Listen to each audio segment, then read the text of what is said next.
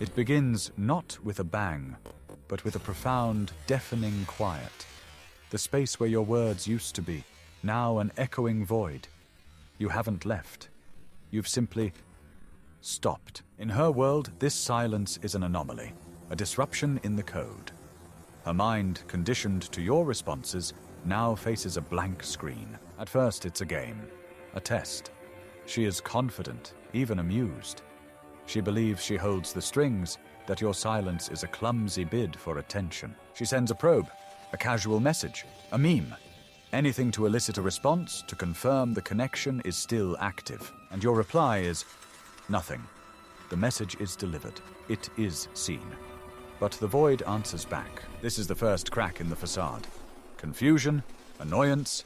The game is not proceeding according to her rules. The hours stretch into a day.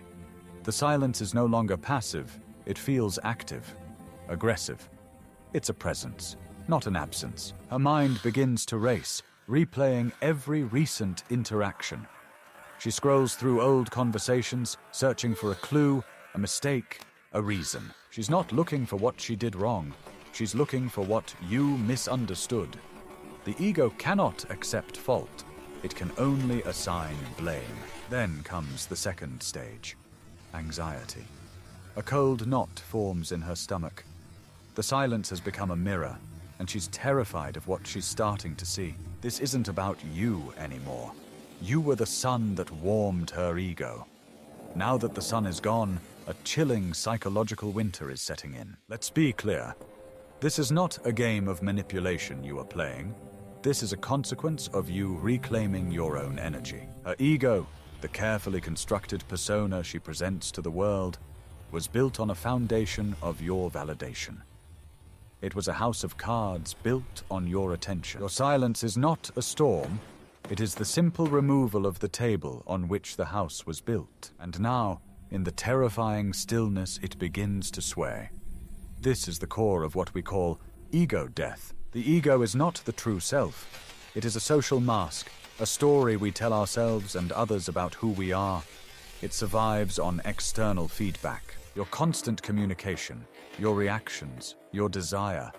They were the mirrors in which her ego confirmed its own existence. He sees me, therefore I am. By going silent, you have taken away every single mirror, all of them at once. She is left alone in the dark with the one thing she has been avoiding, her unvalidated self, the self that exists without an audience. This triggers a primal panic, a psychological state known as cognitive dissonance. Her belief, I am desirable, I am in control, is now in direct conflict with reality. He is silent. I have no control. The mind cannot hold these two opposing ideas for long. It must resolve the tension. But how? She can't change the reality of your silence. You've made that immovable. So she must attack the belief. Her thoughts spiral. Maybe I'm not that desirable. Maybe I was never in control.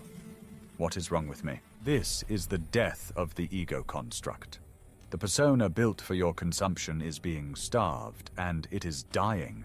It is an excruciating process. Think of Elias and Lilith. Lilith was a whirlwind of social grace and casual dominance. Her identity was forged in the admiring eyes of others. Elias was her anchor, her most devoted mirror. He saw the queen she projected, and his belief gave her power. But his reflection was a service, not a salary. The giving was endless, the receiving non-existent. He began to fade, to feel like a ghost in his own life. So one day, without a fight or an announcement, Elias simply put the mirror down. He went silent. He chose to exist for himself. For Lilith, the world tilted. The queen in her mind looked for her reflection and found nothing. The silence from Elias was louder than any screaming match. She went through the stages. Denial. He's just busy. Anger. How dare he ignore me? Bargaining. A flood of messages, promises, apologies she didn't mean, but Elias remained a silent stone wall. His silence wasn't a tactic. It was a boundary. Finally, the collapse came. The ego death.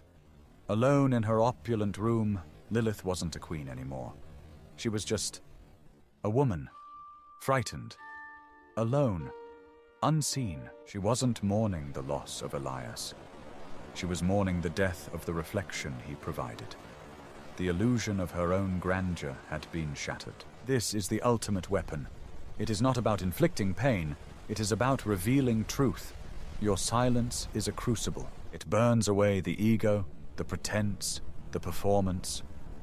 What is left is either the raw, authentic self, or a hollow void where a self should have been. When you go silent, you force her to confront that choice. You are no longer distracting her with the theater of a relationship. You are leaving her alone on stage, with the lights up, to deliver a soliloquy to an empty house. And in that silence, she must finally answer the question, who am I when no one is watching?